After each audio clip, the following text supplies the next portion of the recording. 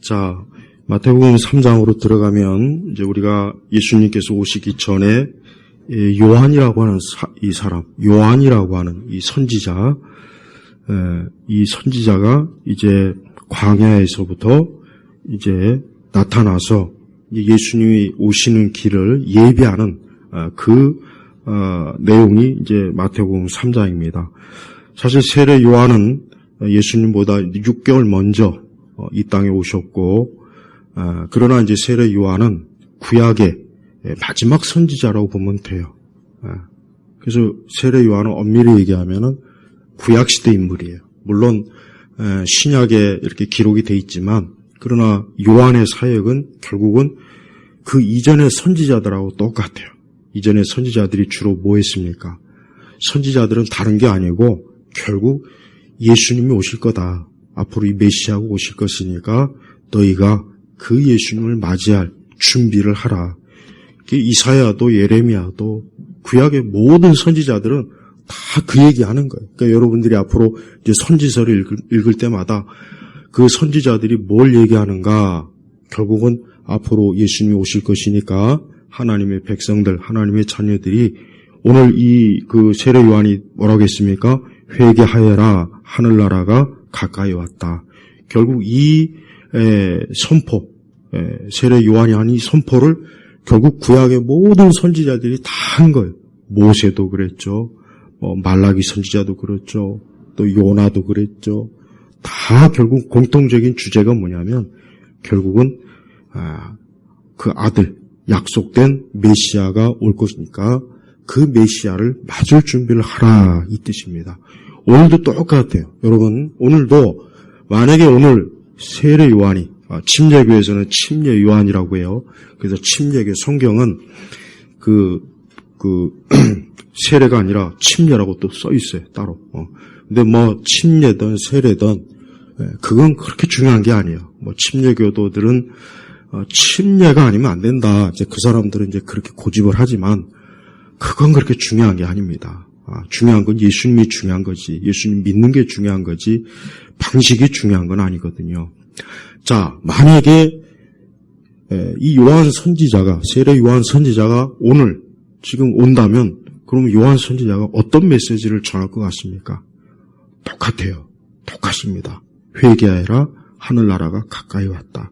사실 이 메시지를 동일하게 이 세례 요한이 전할 게 분명합니다. 왜 그렇습니까? 그 이유는 뭐냐? 세례 요한은 결국은 예수님이 오실 것을 예비하고 그것을 선포하는 그 사명을 가지고 이 땅에 왔어요. 그 하나의 사명, 그리고 그것을 마치고 나니까 이제 요한은 결국 순교했지 않습니까? 지금도 마찬가지입니다. 지금도 우리는 예수님께서 실제로 성경에 선포된 대로 그 요한계시록 또 신약의 여러 서신서에 선포된 대로 예수님이 정말 천군 천사를 대동해서 이 땅에 오시기 전이기 때문에 역시 우리도 똑같이 회개하라, 하늘나라가 가까이 왔다는 이 메시지가 그대로 동일한 메시지가 계속 선포되어야 되는 거예요.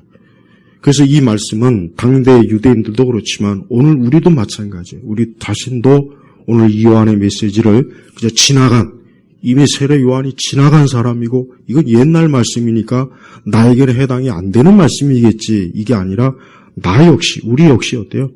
회개, 즉 돌이켜라. 빨리 이제 곧 하나님 나라가 왔고 심판의 때가 오니까 빨리 돌이켜라. 그렇지 않고 계속 이 보이는 세상, 지금 현재 우리가 보이는 이 세상이 여기에 우리가 만약에 사로잡혀 있다면 그 사람은 앞으로 어떻게 되냐? 그 사람은 7절에 보니까 이런 말씀이 있습니다. 요한이 많은 바리새인들과 사두개인들이 자기에게 세례를 받으러 오는 것을 보고 그들에게 말하였다. 독사의 자식들아, 누가 닥쳐올 진노를 피하라고 너희에게 알려주었느냐. 사실 이 바리새인들이나 사두개인들은 그 시대의 이 종교 지도자예요. 사실은 종교 지도자이면서 정치 지도자입니다. 그러니까 굉장히 권력과 권세가 그냥 정말 하늘 끝에 다다른 사람인데, 세례 요한은 그 사람들이 아주 그 당대 귀인들인데 왔으면 좀, 자, 이렇게 영접하고 좀 기분 좋게 해야 되는데, 그게 아니라, 보자마자 이 독사의 자식들아. 여러분, 만약에 여러분이 누군가에게 여러분한테 이 독사의 자식아 그러면 듣기 좋겠습니까? 굉장히 기분이 안 좋죠. 그런데 요한은 분명히 요한도 알 거예요. 요한도 이 독사의 자식들아 해가지고 이 바리새인들과 사두개인들이 좋아할 리가 있겠습니까? 알죠. 그런데 그럼 저들에게 왜 이런 참 혹독한 심판의 말씀을 했느냐? 그들이 하나님의 진노를 받을 그러한 지금 대상자들이기 때문에 그러는 거예요. 그래서 당시에 바리새인들이나 사두개인들은 굉장히 종교적 권력과 권세가 아주 높아서 많은 사람들로부터 막 어떻게 보면 추앙을 받고 막 그렇게 높은 자리에 있어서 권세를 부리고 하지만 하나님이 보실 땐 이 사람들이 어때요? 이 사람들이 사실은 뭡니까? 진심으로 하나님을 사랑하는 것이 아니라 그냥 그 권력의 자리가 좋아서 바리새인과 사두개인으로서 그 자리를 그냥 붙잡고 있는 거예요. 그러니까 세례 요한은 그거를 잘 알고 있으니까 저들에게 듣기 좋은 말로 한 것이 아니라 이 독사의 자식들아, 누가 닥쳐올 진노를 피하라고. 닥쳐올 진노가 뭐겠습니까? 하나님의 심판을 얘기하는 거예요. 그러니까 이 사두개인이나 바리새인들도 회개하지 않고 그냥 종교적 권력과 정치적 권력에 만족해서 그게 취해 있으면 너희들이 곧 그로 인해서 진노를 받을 것이다. 그러니까 빨리 그 전에 어때? 빨리 회개해라. 그러니까 동일한 메시지를 준 거예요. 그러니까 우리가 이 하나님의 말씀을 볼 때마다 하나님께서는 지금도 동일하게 말씀하시는 거예요. 지금도 이 땅에 있는 모든 사람들이 뭘 지금 사실은 생각해야 되느냐? 오늘 말씀처럼 닥쳐올 진노, 그러니까 다가오고 있는 진노, 이 하나님의 진노, 이것을 이 땅에 있는 많은 사람들이 모르는 거예요. 그래서 수많은 사람들이 이 하나님의 진노를 모르고 오늘도 어때요? 오늘도 그냥 자신의 일상의 삶을 살고 있지 않습니까? 직장에 다니고 친구 만나고 또 자기 개인적인 일을 하고 막 바쁘지 않습니까? 굉장히 바빠요.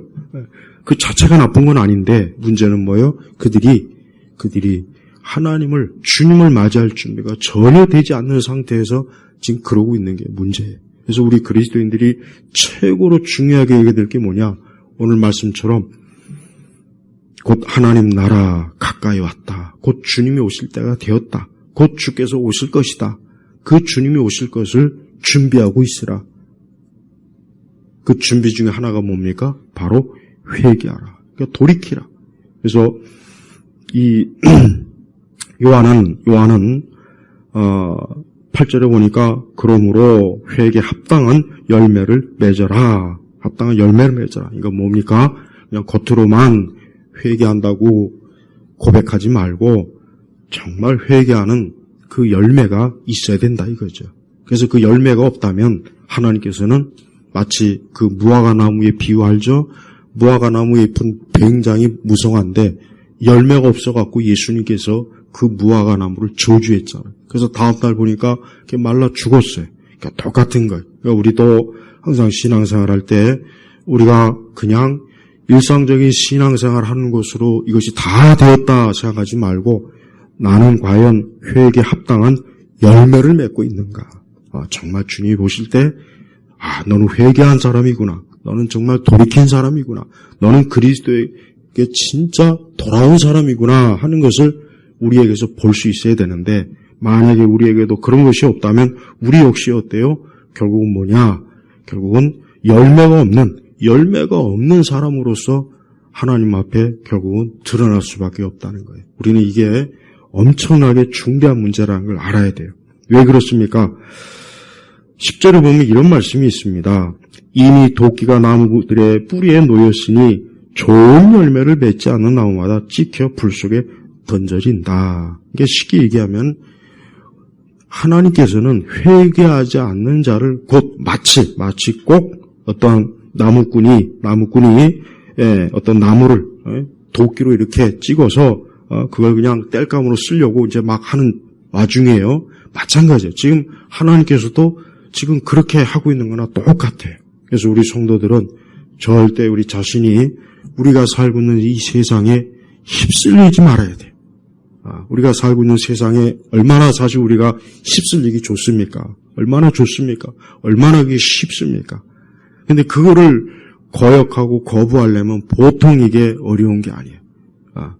남들이 다 하는 대로 하지 않으면 얼마나 우리를 또 손가락질하고 또 우리가 신앙에 열심히 빠져 있으면 광신자라고 욕을 하고 또 우리가 하나님 믿는다 그러면은 아직도 그 하나님 믿고 있느냐 그럴 것이고 아직도 우리가 성경을 가지고 있으면 그 낡아 빠진 그 옛날 그 이상한 그 종교적 서적을 아직도 그런 걸 보고서 그렇게 그 종교에 빠져서 그러고 있느냐 그러지 않겠습니까?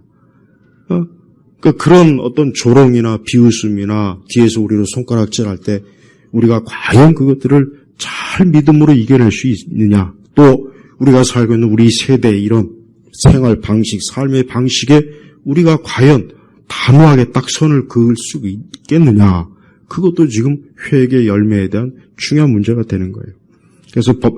그래서 요한은 그냥 단지 회개하라 그냥 그렇게 그냥 말로만 끝내지 않고 정말 회개하지 않으면 마치 나무꾼이 그 나무를 찍어 가지고 그 찍은 나무를 곧 불에 뗄 것처럼 이제 곧 그렇게 될 거니까 하나님의 심판과 진노를 마치 저 멀리 하늘 멀리 있는 저 뜬구름처럼 그렇게 한가하게 보지 말고 이 문제는 중대한 문제라는 것을 알고 빨리 돌이키라 하는 그 뜻입니다.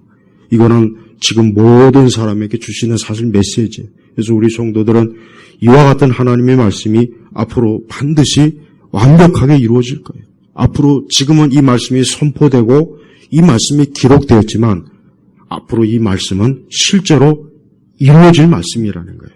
그러니까 우리 하나님의 말씀은 하나님은 그냥 하나님 말씀하고 끝 이게 아니라 그 말씀이 반드시 실행을 해요. 실행을 합니다. 그래서 하나님께서 구약에 그 많은 것들을 예언했는데 다 실행이 지금 되고 있잖아요. 그래서 이제 곧 가장 중요한 실행이 뭡니까? 예수님이 오시는 것이고 마지막 때 이 사단과 이 세상이 이제 전체가 하나로 돼가지고 이제 우리 믿는 사람 교회를 이 땅에서 완전히 뿌리 뽑을 그러한 태세를 지금 하고 있기 때문에 우리 믿는 성도로서는 지금 이러한 시대, 이러한 상황 가운데서 우리의 믿음을 더욱 어때요? 더욱 깨워서 하나님 앞에서 우리 자신을 돌이켜야 그래야 하나님께서 우리를 긍휼히 여기시고 불쌍히 여기는 거예요. 자, 세례 요한은 준비된 사람이었습니다. 그래서 3절에 보니까 이 사람이 선지자 이사야를 통하여 말씀하신 그 사람이니 그러니까 이사야 선지자가 이미 예수님 오시기 전이니까 800년 전의 사람이죠. 800년 전.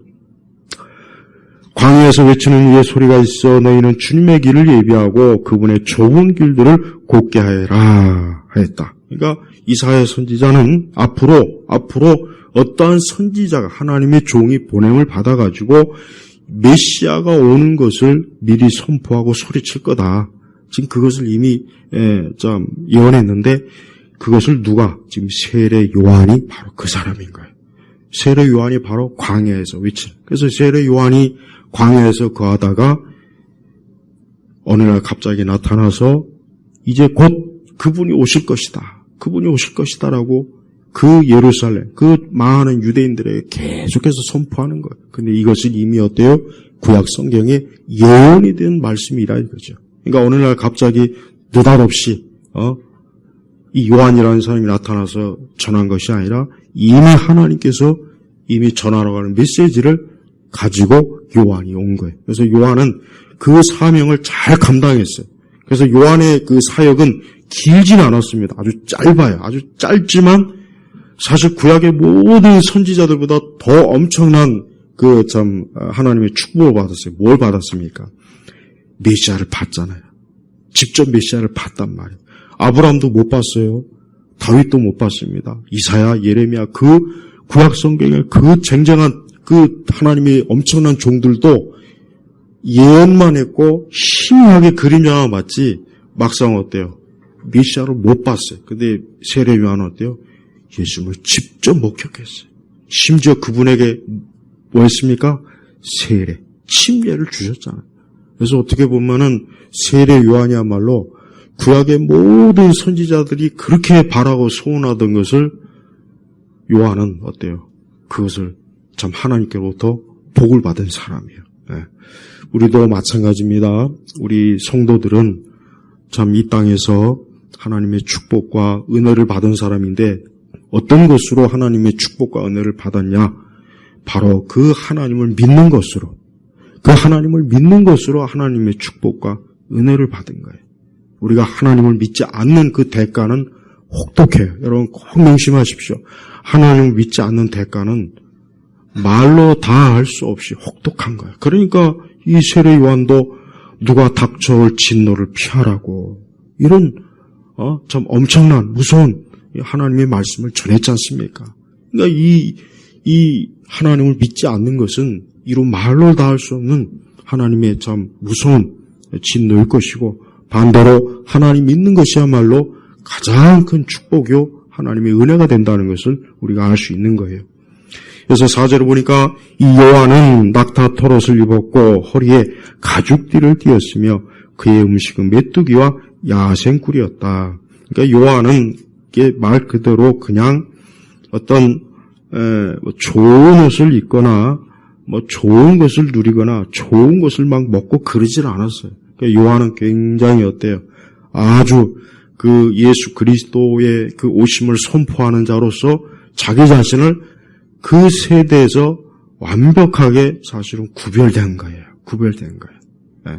구별해서 자기 자신이 흠이 없는 사람으로 그리스도를 증거하기 위해서 자기 자신을 어때요? 철저하게 경건한 자로서 자기 자신을 준비된 사람으로서 지금 딱 나타난 겁니다. 우리도 그렇습니다.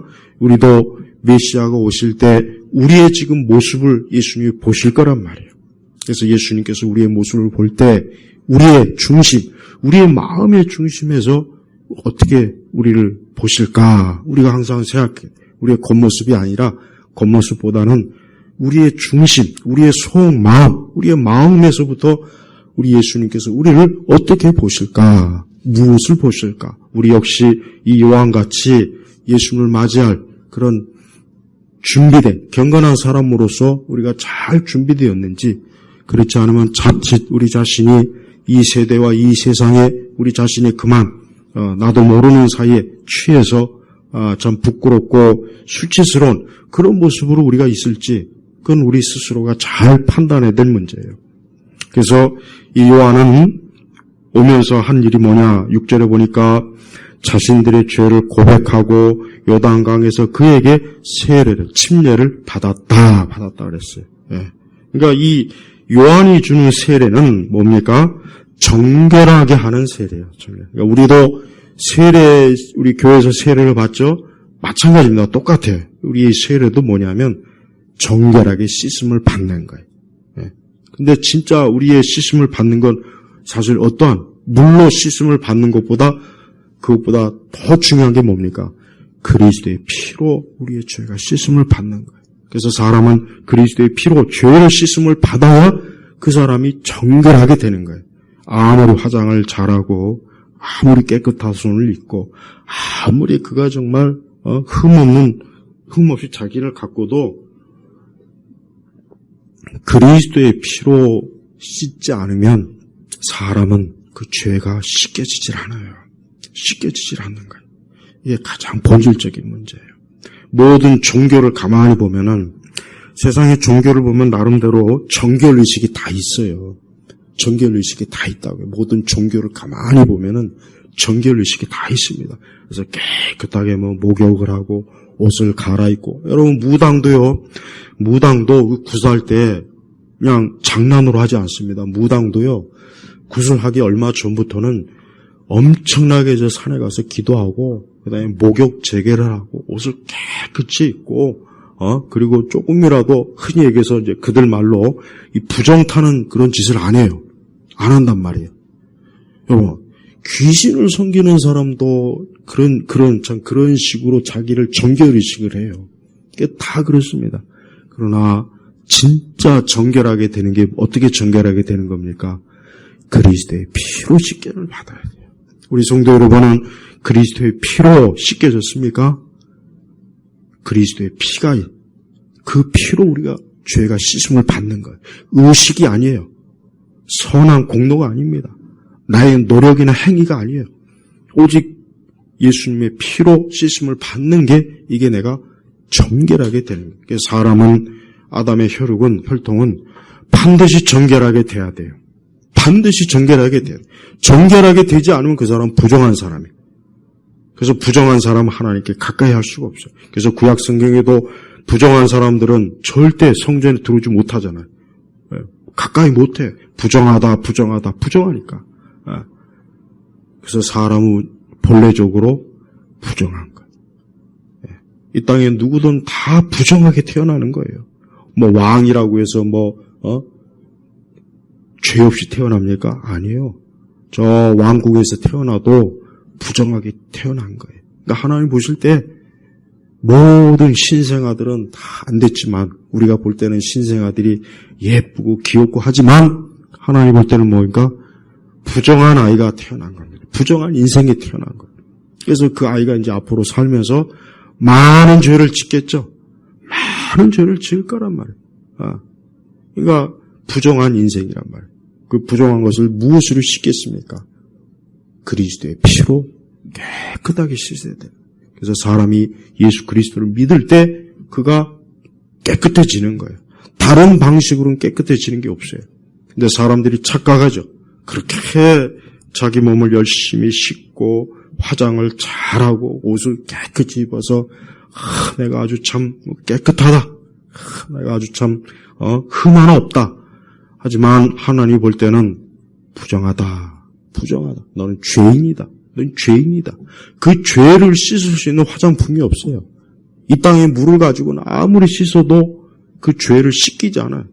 그래서 우리의 죄는 오직 그리스도의 피로만 씻겨지는 거예요. 그래서 세례 요한이 이 세례를 베푼 게 뭘 의미하냐면 앞으로 예수님 피로 사람들이 죄 씻음을 받는 것을 미리 보여주는 거예요.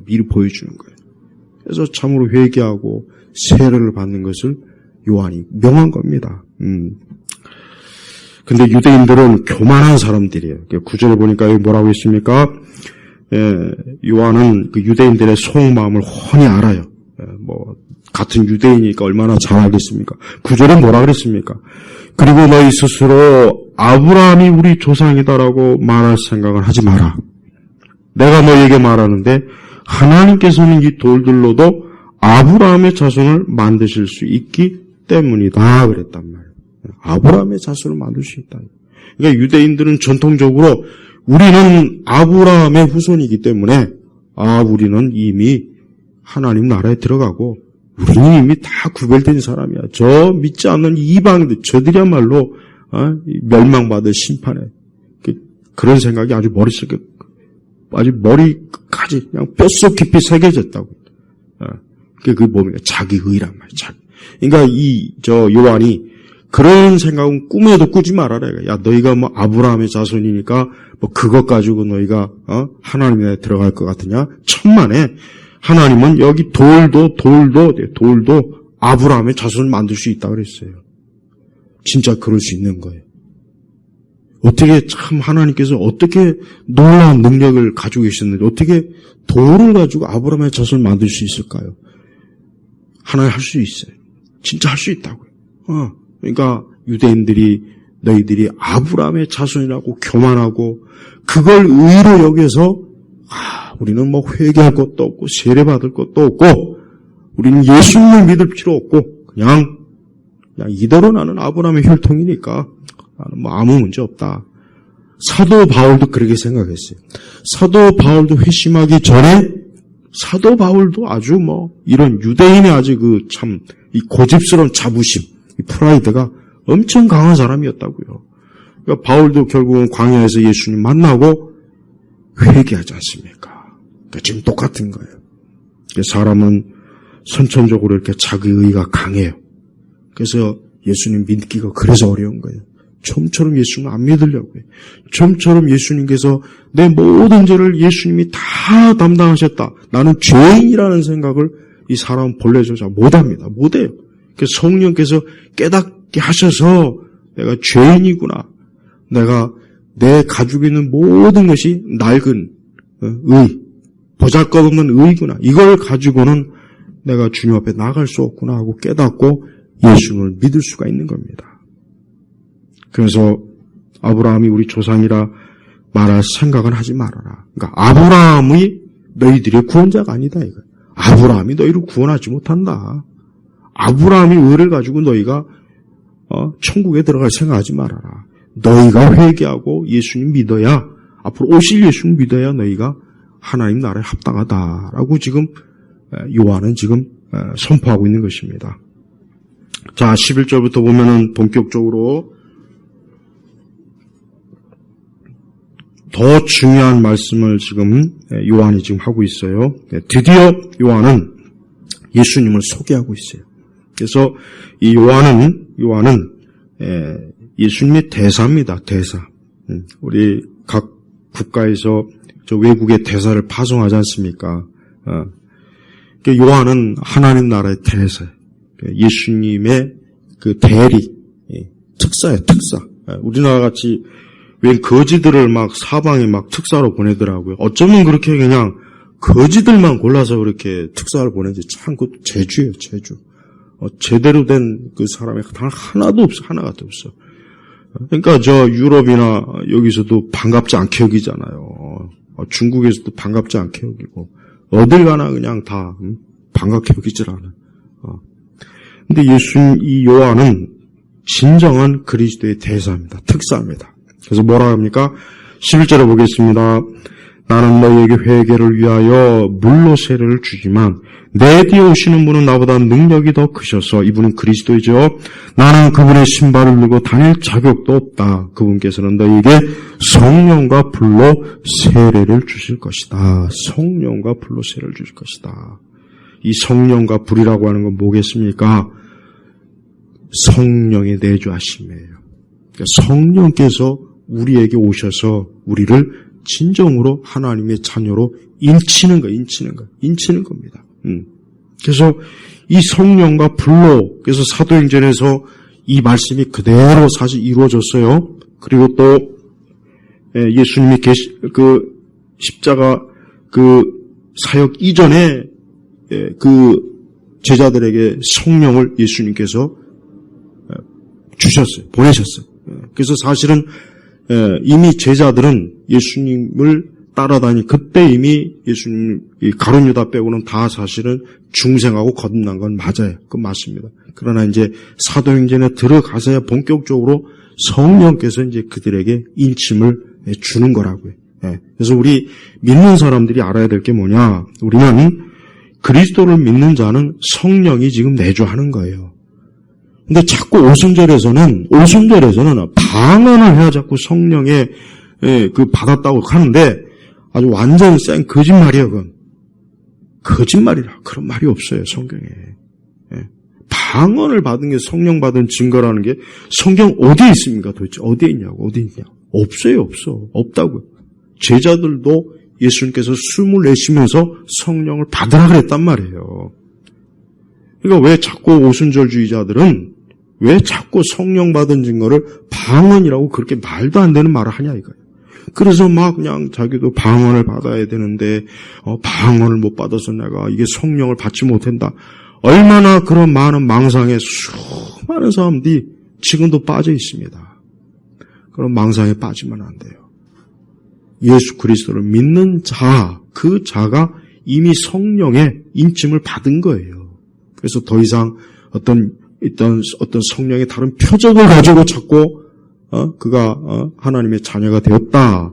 그렇게 참 오해를 하면 안 돼요. 그 성경을 잘 모르니까 그릇된 신학 때문에 아주 그런 불상사가 일어나는 겁니다. 그래서 더 이상 방언을 성령 받은 증거로 보면 안 돼요. 절대 안 됩니다. 절대 안 돼요. 절대. 그러니까 아직도 그런데 우리나라 교회 대부분이 지금도 장로교조차도 성령 받은 증거로 방언이라고 그렇게 하고 있으니 얼마나 그게 한심한 성경을 오도하고 있는 거잖아요. 잘못 가르치는 거 아닙니까? 그러니까 절대 그런 잘못된 가르침에 여러분 속지 마시고 예수 그리스도를 지금 믿는 자는 그 사람은 이미 성령에 내주하셔서 하나님의 자녀라고 하는 것을 믿는 거예요. 믿는 거. 이미 믿는 것 자체가 성령이 내주하기 때문에 믿는 거지 성령이 내주가 없는데 어떻게 믿습니까? 한번 생각해. 내 결심? 아니면 내가 막 결단해서 믿습니까? 오거지로 내가 믿어야지. 그건 자기 암시지. 그건 믿음이 아니죠. 자기 암시하고 믿음하고 헷갈리면 안 돼요. 자기 암시는 오래 못 가요. 그러나 믿음은 영원히 가는 거예요. 믿음이 영원히 간단 말. 그러니까 여러분 우리 기독교 역사 속에 그렇게 엄청난 무서운 핍박이 와도 왜 믿음을 부인하지 않습니까? 그 믿음은 영원한 거기 때문에 부인을 할 수가 없는 거예요.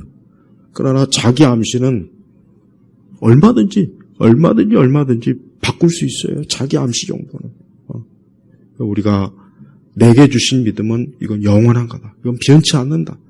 그러니까 우리는 우리에게 있는 믿음을 하나님이 주셨기 때문에 절대 이 믿음이 사라지거나 이 믿음이 중간에 잘못되거나 그럴 걱정을 할 필요가 없어요. 절대 그럴 걱정할 필요 없습니다.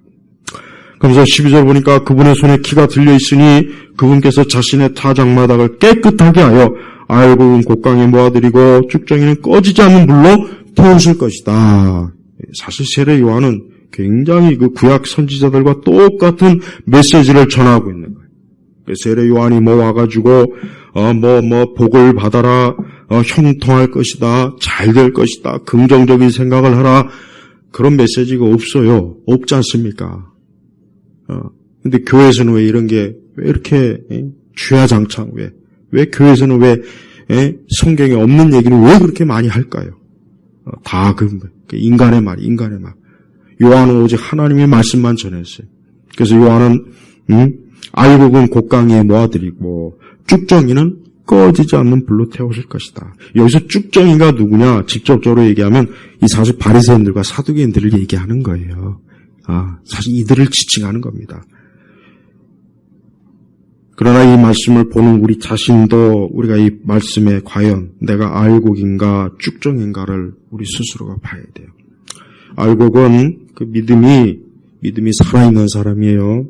알곡은 그리스도를 부인할 수 없는 사람이고 알곡은 그리스도를 사랑하는 사람이고 이 알곡 신자는 환난이 와도 어려움이 와도 그 시험을 이겨내고 끝까지 하나님에게 가까이 오는 사람이에요. 그러나 쭉정이는 어때요? 쭉정이는 날아갑니다. 쭉정이는 환난과 어려움이 오고 믿음의 시련이 왔을 때 그걸 견뎌내지 못하고 어때요? 멀리 도망치는 거예요. 멀리 날아버려. 그래서 쭉정이는 절대 알곡이 될 수가 없어요. 쭉정이는 어디까지나 쭉정이지 알곡이 아닙니다. 알곡은 그 안에 말 그대로 열매가 있는 거예요. 그러나 쭉정이는 그 안에 열매가 없어요. 그래서 쭉정이라는 거예요.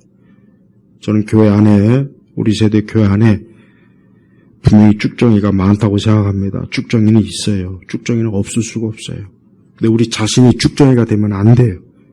뭐라 하겠습니까? 알곡은 곡간에 모아드리고 그러나 쭉정이는 어때요? 꺼지지 않는 불로 보세요. 꺼지지 않는 불로. 예수님도 이 말씀을 분명히 하셨어요.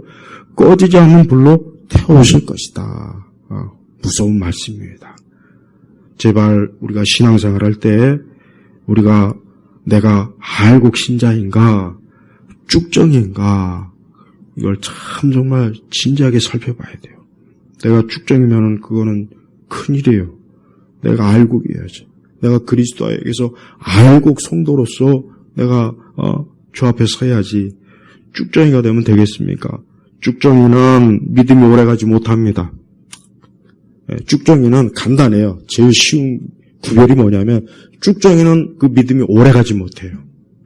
잠깐 있다가 금방 또 세상으로 달려가요. 금방 시험이 오면 넘어져 버려요. 금방 이 세상 육신의 총격에 확 무너져요. 그게 쭉정이니까 그런 거예요. 그러나 알곡은 아니에요. 알곡은 절대 그 믿음이 아무리 환난이 오고 와도 끝까지 그 믿음으로 벼대, 믿음으로 이기고, 믿음으로 살고, 믿음으로 자꾸 주를 붙잡아. 그게 알고 계란 증거예요. 그러나 쭉정이는 금방 알아볼 수 있어요. 쭉정이는 오래 못 가요. 그래서 교회도 오래 못 다닙니다. 신앙생활도 오래 못 해요. 잠깐 할 수 있어요. 잠깐 기도할 수 있고, 잠깐은 예배 드릴 수 있어요. 그러나 끝까지는 못 해요. 왜? 쭉정이니까. 그러나 알곡은 끝까지 가요. 끝까지 가는 겁니다. 끝까지. 예. 간단해. 알곡과 쭉정이 구분하는 거 어렵질 않아요. 그래서 우리 자신은 항상 내가 믿음 있는 알곡 신자인지 아니면 쭉정인지 잠깐 신앙생활 하는 것처럼 했는데 어느새 벌써 저 세상에 가 있고 어느새 저 육신에 따라가 있고 어느새 이 세상 풍조에 밀려갖고 여기저기 막 날아다니고 이게 내가 쭉정이구나. 내가 쭉정이었구나. 이거 큰일이구나. 빨리 회개해야 되겠구나. 돌이켜야 돼요. 자, 13절로 넘어가면 드디어 우리 구세주 예수님이 오셔요.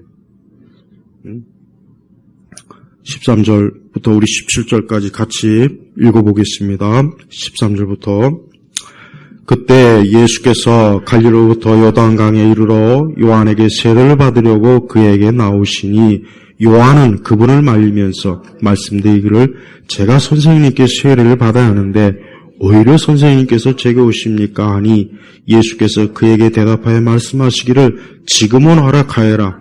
이렇게 우리가 모든 일을 성취하는 것이 합당하다 하시니 그때야 요한이 허락하였다. 예수께서 세례를 받으시고 곧 물에서 올라오시자 바로 그때 하늘이 그분께 열리고 하나님의 영이 비둘기같이 내려와 자기 위에 내려오시는 것을 보셨다. 바로 그때 하늘에서 음성이 있어 말씀하시기를 이는 내 사랑하는 아들이다. 내가 그를 기뻐한다라고 하셨다. 드디어 이제 신약 성경의 맨 처음에 이제 순서가 마태복음이기도 하지만서도 드디어 우리 예수님이 본격적으로 어때요? 그 흔히 말하는 공생의 사역을 시작하는 거예요. 그러니까 예수님은 30살까지 그 가정에 집에 있었다가 이제 그분은 이제 3년 동안 이제 예수님이 공생의 사역을 하는 겁니다. 그래서 우리가 복음서의 모든 기록은 예수님의 공생애가 거의 다 전부예요. 그러면 예수님이 공생애 이전에는 뭐 하셨을까요? 그냥 집에 계셨어요. 그런데 뭐 예수님이 공생애 이전에는 또 티벳에 갔다느니 인도에 갔다느니 가서 뭐 부처의 말씀을 배웠다니 하여튼 거지 같은 것들 아주 그냥 그런 책들이 막 엄청나게 쏟아져 왔어요. 이날부터 아주. 그러니까 생 거짓말이에요. 그런 완전히 다 꾸며낸 얘기예요. 예수님은 하나님의 아들이에요. 그런 하나님의 아들이 어디 가서 어떤 그런 거지 같은 불교한테 배웁니까? 나는 종교 중에서도 불교를 제일 내가 아래로 보는 사람이 아래. 그 다음에 천주교. 불교는 맨 밑바닥이에요. 밑바닥. 불교? 솔직히 내가 볼 때는 난 묻고 싶어. 자기들도 자기들 하는 말이 뭔지 모를 거예요. 난 진짜 묻고 싶어요. 당신은 당신이 하는 말을 진짜 알고 하는 거냐고. 맨날 하나만 하는 소리. 그리고 불교는 구원이 없어요. 구원이 없단 말이에요. 불교에 무슨 구원이 있습니까? 구원이 없어요. 잘해봐야 윤회고, 까딱 잘못하면 또 개나 돼지나 뭐 소나 말이나, 이걸 어떻게 믿습니까? 자꾸 우리나라 사람들 불교로 굉장히 막 이렇게 굉장히 수준 높다고 생각하는 것 같아요. 그래서 좀 뭔가 좀 이렇게 배웠다는 사람들은 기독교, 개신교를 아주 우습게 여겨요. 그리고 천주교를 그 다음 좀 괜찮게 여기고 불교는 아주 무슨 대단한 것이냐. 내가 볼 때는 제일 허접한 게 불교예요. 거기 쓸만한 말이 뭐가 있습니까? 금강경? 하나도 말도 안 되는, 앞뒤도 안 맞는 거. 지들끼리로 몰라가지고 서로, 내가 불교를 폄하하는 게 아니라, 종교로서의 없잖아. 뭐가 있습니까? 아니, 도대체 불교를 가지고 죽을 때 어떤 생각을 가지고 죽을까? 우리는 예수님 믿고 내가 천국 간다는 믿음을 가지고 내가 죽음을 맞이할 수 있지만, 그 외에 다른 것은 뭐가 있냐, 이거 뭐가? 없어요. 여러분이 만약에 지금 암에 걸렸어요. 이제 곧 있으면 뭐 다음 주나 다다음 주에 죽을 거라고 의사가 선고했으면 그 사이에 뭐 할 겁니까? 가서 뭐 불경할 거예요? 뭐 마리아 앞에 가서 뭐 이지랄 할 겁니까? 아니면 저 무당 가가지고 뭐 구풀이 할 거예요? 그거 아무 쓰잘데기 없는 거예요. 사람은 예수님 믿지 않으면 자기 인생의 마지막은 비참한 거예요. 그런데 이렇게 중요한 것을 외면하고 그 허황된 종교적 과시, 허세, 이 종교적 과시, 허세가 이게 문제란 말이에요. 그러니까 우리 개신교를 아주 우습게 여겨. 뭐 개신교, 뭐 거기 뭐가 있겠냐? 그건 너무 잘못하는 거예요. 그러니까 그런 사람이 참 안 됐어요. 내가 볼 때는. 그래서 괜히 막 무슨 뭐 고차원적인 종교를 찾는다고 해서 뭐 절에 가고 뭐 불교 경전을 뭐 연구한다고 그러고 다 쓸데없는 거예요. 그러니까 사람은 쓸데없이 특히 나이 먹어서 유교 경전 보고 또 불교 경전 보고 나이 들어갖고 이상한 뭐 니체니 이런 거 제발 좀 그런 짓을 안 하면 좋겠어요. 근데 그걸 너무 많이 해요. 너무 많이 우리나라 사람들이. 그래봐야 계속 우울할 것이고 저녁에 귀신은 하루에도 12번도 귀신이 찾아올 거고 진짜 그럽니다. 그런다고 해서 마음의 번민이 없어집니까? 그런다고 해서 우리 마음의 심령이 평안할까요? 천만에 절대 안 그래. 절대 안 그래. 오직 그리스도를 믿어야 돼. 특별히 17절에 보니까 바로 그때 하늘에서 음성이 있어 말씀하시기를 이는 내 사랑하는 아들이라 내가 그를 기뻐한다. 보세요. 우리 예수님께서는 인간의 몸을 입으시고 이 땅에 오셨어요. 그리고 그분은 요한에게 세례를 받으십니다. 요한도 예수님이 누구인가를 알기 때문에 내가 어떻게 감히 하나님의 아들, 내가 어떻게 하나님께 세례를 줍니까? 그러나 주님께서는 본을 보이시는 것, 이 땅에 오셔서 주님이 하실 일을 보여주시기 위해서 세례 요한에게 받으시고 그때 놀라운 일이 일어났어요. 16절에 보니까 바로 그때 하늘이 그분께 열리고 하나님의 영이 비둘기같이 내려와 자기 위에 내려오시는 것을 보셨다. 이게 바로 뭡니까? 이 하나님의 아들이 단순한 인간이 아니라 하나님, 신적 존재이기 때문에 그러는 거예요. 그래서 하나님께서 공식적으로 어때요? 공식적으로 이 하나님의 아들 예수님이 공생에 사역하는 것을 이제 어때요? 데뷔하는 거예요. 데뷔. 그래서 첫 순간부터 공식적으로 이 예수 그리스도는 내가 인친, 내 아들, 내가 보낸 독생자, 메시아라는 것을 아예 공식적으로 딱 보여주는 거란 말이야. 흔히 얘기해서 가짜가 아니고 진짜다 이거 진짜. 그러니까 예수님 외에는 나머지 모든 것들은 다 뭡니까? 다 가짜야, 다 가짜. 이 땅에 얼마나 많은 메시아를 사칭하고 구원자를 사칭하고 자기를 정말 수도 없이 많습니다. 수도 없이. 너무 많아요. 너무 많아요. 근데 다 그것들은 가짜야, 가짜. 모방한 거예요. 다 사기꾼들이에요. 근데 오늘 예수님은 진짜라는 걸 하나님이 친히 보여주셨어요. 그래서 사람이 예수 믿는 그 사람은 그 사랑하는 아들에 의해서 그가 하나님의 자녀가 되고 그 역시 어때요? 그 사랑하는 아들과 함께 영원히 천국에서 영생을 누리면서 하나님의 그 귀한 영원한 은혜와 사랑으로 그가 살게 되는 것입니다. 저는 오늘 이 마태복음 3장이 참 우리 성도들에게 확신을 주는 말씀이길 원해요. 왜 그랬습니까? 우리가 살고 있는 시대에 수많은 사람들이 흔들려요.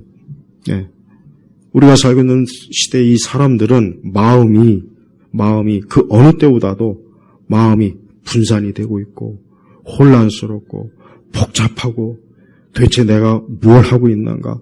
내가 어디로 가고 있는가? 내 마지막은 어떻게 될 것인가? 살아있는 것도 두렵고 죽는 것도 두렵고 아침도 두렵고 저녁도 두렵고 그런 복잡한 그 상황에 지금 사람들이 처해 있다. 그러니까 정신적 위기, 심리적 위기 그게 가득해요. 사람들의 마음속에. 누구나 다 그래. 아무리 좋은 차를 타고 쌩 가도 그 안에 있는 사람이 절대 행복한 사람이라는 생각을 하지 마세요. 진짜 행복한 사람은 오늘 이는 내 사랑하는 아들, 이 예수님을 믿고 이분과 함께하는 사람이, 그 사람이 진짜 복된 사람이에요. 그 사람이야말로 진정으로 가치 있는 삶을 살고 있고 앞으로 의미 있는 참 내세에 들어가서 영생을 누릴 거예요. 저는 왜 많은 사람들이 예수님을 안 믿고 왜 그렇게 허망한 걸 자꾸 붙잡는지 참 답답해요. 그런 걸 보면은 왜 정말 저런 부질없는 걸 붙잡고 있을까? 왜 저런 부질없는 거에 자기의 인생 수십 년을 저기다 허비할까?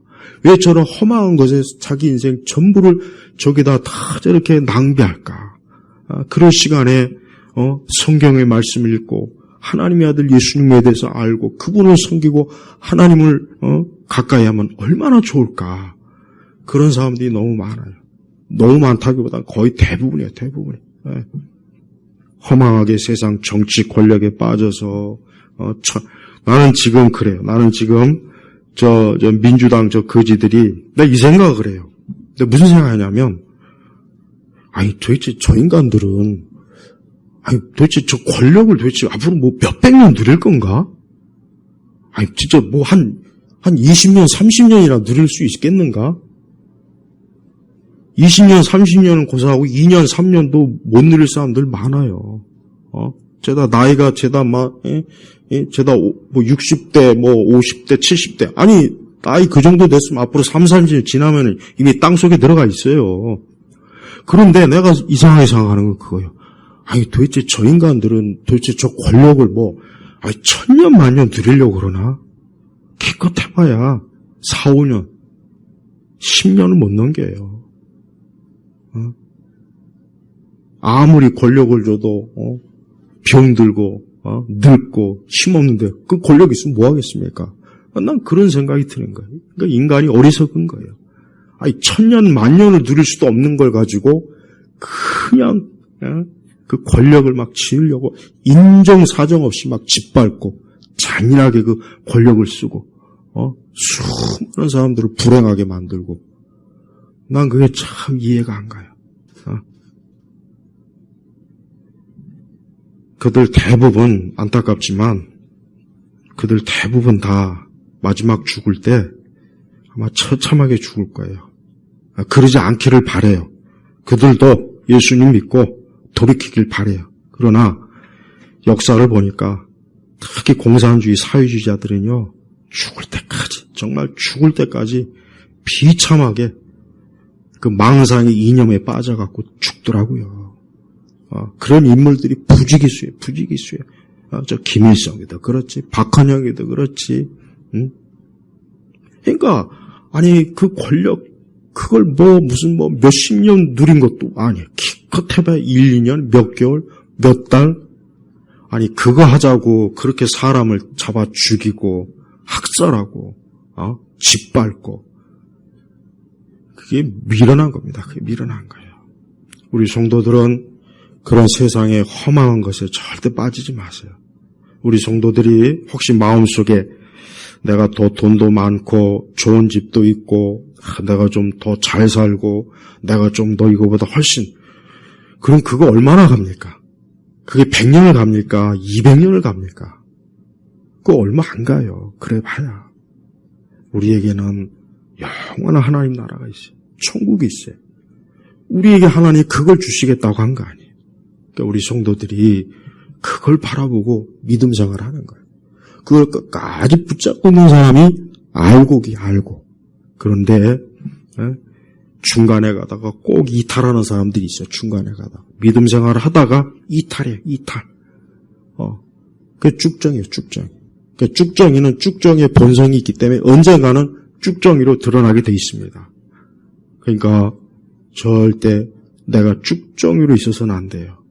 전 우리 성도들이 오늘 우리 예수님, 이는 내 사랑하는 아들. 얼마나 우리 하나님 아버지께서 우리 예수님을 사랑하시면 이는 내 사랑하는 아들. 그런데 이 사랑하는 아들은 곧 우리에게 하시는 말씀이에요. 나에게 하신 말씀이라고.